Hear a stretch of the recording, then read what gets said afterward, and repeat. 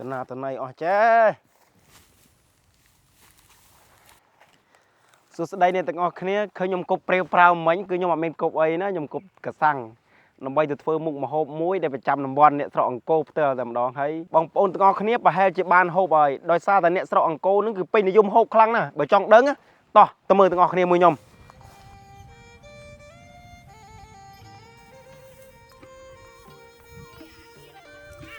បន្ទាប់ពីយើងបេះកសាំងមកគឺយើងមកដល់បេះម្អមតាមវាស្រែនេះគឺឃើញផ្កាស្មៅពណ៌លឿងស្អាតខ្លាំងមែនទែន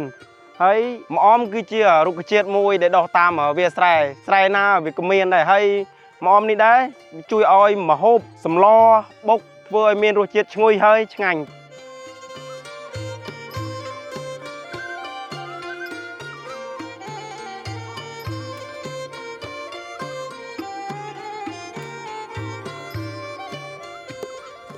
ឥឡូវគ្រឿងផ្សំទាំងអស់គឺយើងរកបានមកលើទីនេះអស់ហើយមានដូចជាត្រីម្ជូរកសាំងបន្លែហើយនឹងប្រហុកអាំងម្ទេសខ្ទឹមស្ករប៊ីចេងហើយនឹងម្អមអញ្ចឹងយើងចាប់ផ្ដើមធ្វើឥឡូវតែម្ដងទៅទីមួយយើងត្រូវដាក់ខ្ទឹមនិងម្ទេសកុំដាក់ច្រើនដោយសារបងប្អូន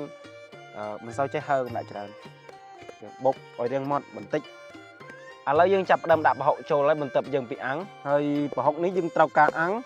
ដោយសារតំបន់នេះស្រុកអង្គរហ្នឹងគឺគេអាំងប្រហុកសិនបានបង្កើនរសជាតិប្រហុកហ្នឹងឲ្យវាឈ្ងុយបន្ទាប់ពីយើងដាក់ប្រហុកហើយយើងដាក់ម្ជូរកសាំងចូលម្ជូរកសាំងនេះយើងប្រើបើបងប្អូនណាគេចូលចិត្តជូរក៏ដាក់ជូរទៅអូនណាមិនសូវចូលចិត្តដាក់ជូរគឺដាក់មកល្មមបានហើយយើងបុកកសាំងនេះឲ្យរាងម៉ត់បន្តិចទៅបន្ទាប់ពីយើងបុកកសាំងរាងម៉ត់ហើយយើងដាក់ស្ករចូលស្ករនេះខ្ញុំប្រើមកស្លាបព្រាកន្លះយើងដាក់ប៊ីចេងបន្ទាប់ពីយើងបុកគ្រឿងត្រូវឲ្យចូលគ្នាហើយយើងដាក់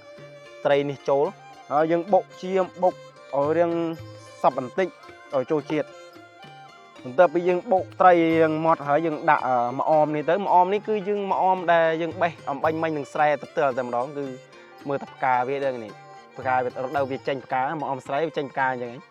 ហើយយើងដាក់ម្អមចូលទៅហើយយើងបុកម្អមឲ្យរាងចូលជាតិបន្តិច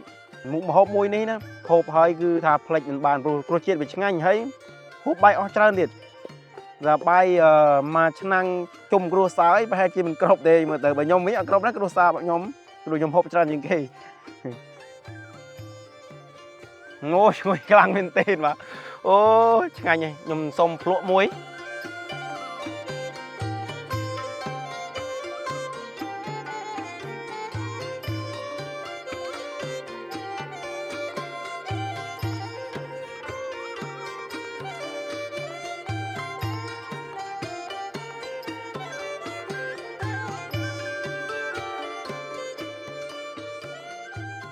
ខ្ញុំបញ្ជាក់ថា